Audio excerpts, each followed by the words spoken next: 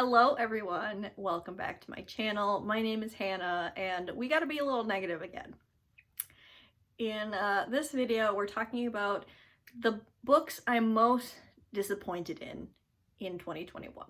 So these are books that are not necessarily rated the lowest, but that I had the highest expectations for, or certain expectations for, and they just weren't met. These are like the 7 or 8 books that just really let me down this year. First, we're going to talk about books that I did not finish. So I put the book down certain percentage of the way through, and this one really hurts. I thought this book was going to be great, and it just didn't meet my personal reading preferences. And that's She Who Became the Sun by Shelley Parker Chan. Now, I think this book deserves the world.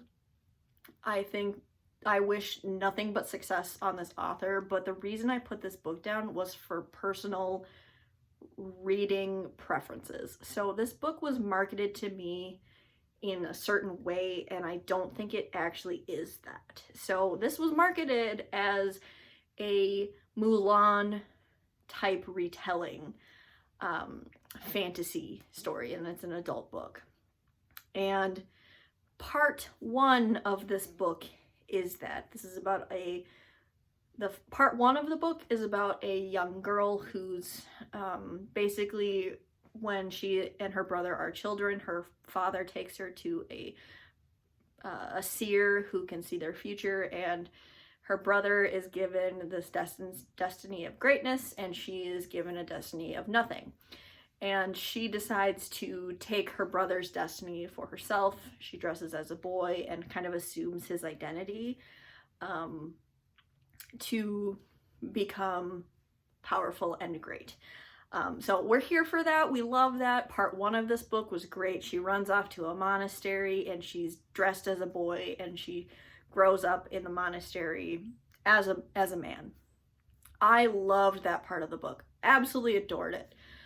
And then part 2 of the book started, and we started getting different points of view, different people, and this turned into a military fantasy book, which I've come to discover I don't really enjoy straight up military science fiction and military fantasy.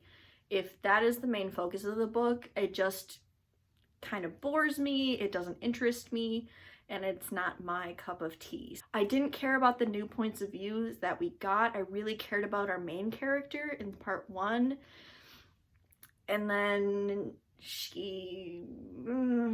we got these other points of view, and I just lost interest as soon as the military stuff started and these other points of view came in. If this book was just told from our Mulan's point of view, I would have absolutely adored this book. I would have finished it, but I think I stopped at like the 30 or 40% mark because I just didn't care. And I could see this going to a dark place with the military stuff.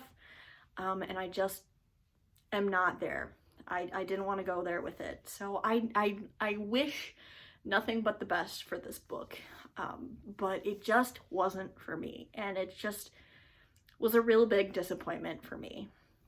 But I hope, if you know what it is going in, I hope you absolutely love it and it meets your expectations. This next DNF, or did not finish book, I have a little less love and grace for, and that is Leviathan Wakes. I got 55% into this book, and this book is really long. So I read many hundreds of pages of this book before I gave up on it. This is an epic sci-fi story. It has its own show. It has like 10 books in it. So I was really invested, or really intrigued, and I wanted to get stuck into a very long series that's very beloved, but there was basically 2 points of view, and one was a ship's captain and one was an old detective who was kind of washed up and an alcoholic, and I loved the ship captain, but the detective was such a boring character that I did not care for his storyline whatsoever. There were some misogynistic things as well from his point of view that I just really couldn't get behind. And then by the 50% mark, I just didn't care about the plot. I was so infuriated by his point of view. He says some things about child sex slaves that was really disgusting, and no one calls him out on it, and so I just was like, I can't get behind it. If you like epic sci-fi, maybe give this a try, but know going into it that there are some elements of misogyny, and it has that type of character, that old washed up detective who takes on one more case to try to redeem himself, and he's an alcoholic and he's divorced. It's just like such a boring character to me. I've read so many alcoholic detective stories that I'm like, yeah, no. All right, and then we have a group of books called Young Adult Fantasy Series that I loved as a child, but the author continues to put books out, and those continuations are not as good as their original installments, essentially. So we have Terciel and Eleanor by Garth Nix. This is the continuation of the Old Kingdom series, and this was just a 3-star read. It was just okay. We have 2 points of view, not my favorite. And the characterization and the plot was just really paced quite poorly, in my opinion. And there were actual writing mistakes and point of view mistakes in this one. I have a full review up for it, so I'm not going to get into it, but this is up there on the most disappointing book of the year. And then in the same vein, we have Winter Keep by Kristen Kishore. Again, this is book 4 in the Graceling Realm series. And in this book, the author again decides to go from writing single points of view for the first 3 books to writing many points of view that I thought were really unnecessary, and I hated the romance in this book. Again, I have a full ranty video up about Winter Keep. I do not recommend. The first 3 books in the Graceling Realms and in the Old Kingdom series I really recommend, but not these new editions. Then we have The Death of Jane Lawrence by Caitlin Starling. Caitlin Starling just struck out for me this year. I loved her previous work, which is why I keep trying to love her new stuff, and this was just an example of something wasn't clicking for me. The first half of this book, it's like a gothic noir haunted house type situation, which I absolutely adored. The first half was great, and then halfway through the book we got like this really big shift, and it was more like black magic-y, and it just kind of lost me. The magic system I hated, and I thought this was more a haunted house story than anything, so that's kind of why it was a disappointment, because I kind of expected it to be a gothic haunted house, and it ended up being like a black dark magic vibe instead. Next, we have A History of What Comes Next by Sylvain Neuvel. This was a disappointment because I have loved Sylvain Neuvel's previous works. Sleeping Giants was one of my favorite books of all time. His Themis Files series and his novella The Test were really good, and I loved those. However, this newest work didn't do it for me. I hated the writing in this. It's a historical science fiction retelling with fantasy elements, and it felt like a gigantic prologue, and like a lot happened, but not a lot happened at the same time. And by the end of it, the questions that we got answered weren't the right ones. There were so many things left open for a continuation in the series, and I was like, so was kind of meaningless to me. It just felt like a gigantic prologue, and I really did not like it. I didn't like the writing, I didn't like the plot, I started to not like the characters towards the end. This was just a no for me. And then we have The Heart Principle by Helen Hoang. This is book 3 in like the Kiss Quotient series. I absolutely adore the Kiss Quotient. And the second book in the series is called The Bride Test, which is also very good. But this installment, it's supposed to be a romance book, and we're following a character that we've known from book 1. He was a side character in book 1 and book 2. His name is Quan.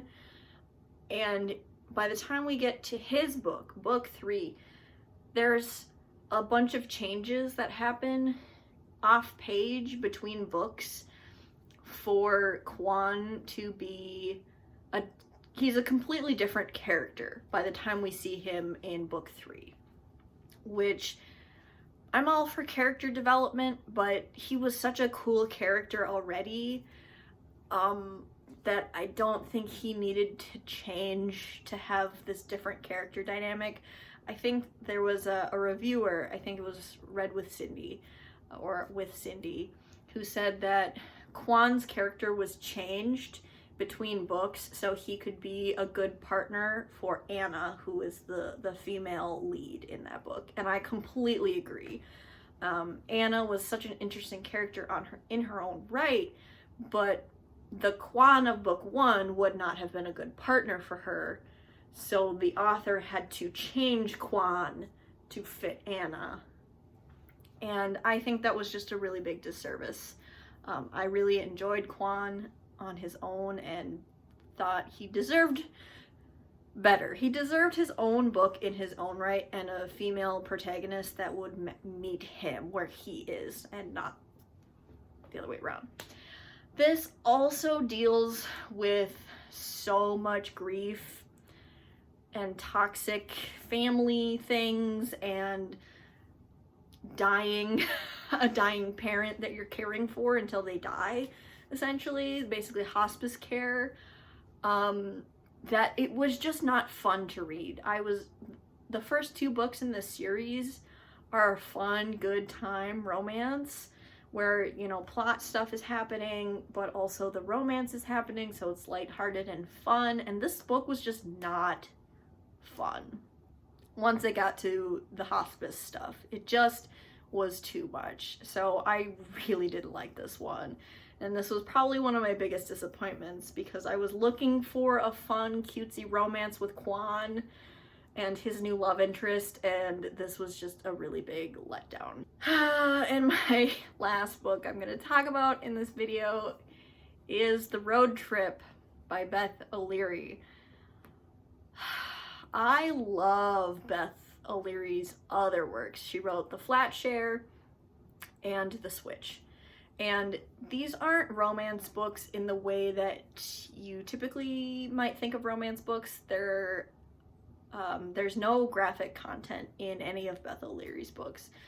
But that doesn't bother me. I can look to other authors for smut scenes and whatnot. But the thing that I enjoy about Beth O'Leary's other works is her character work.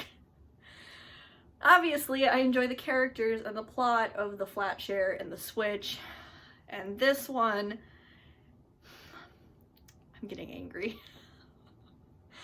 This one just upset me so much because what we have here is a second chance romance where the 2 characters are in a relationship previously, so we're following that relationship in a timeline, and then them a few years later when they have broken up and then getting back together. It's the story of them getting back together, and the male love interest does something so heinous and unforgivable that them getting back together in the present timeline just absolutely baffled me. I would not forgive him for that offense, and I wouldn't give him a second chance. So, and that's gonna be on you as a reader, what your personal preference is and what you're willing to forgive. It's to the point where I don't know if I will read Bethel Leary's newest work.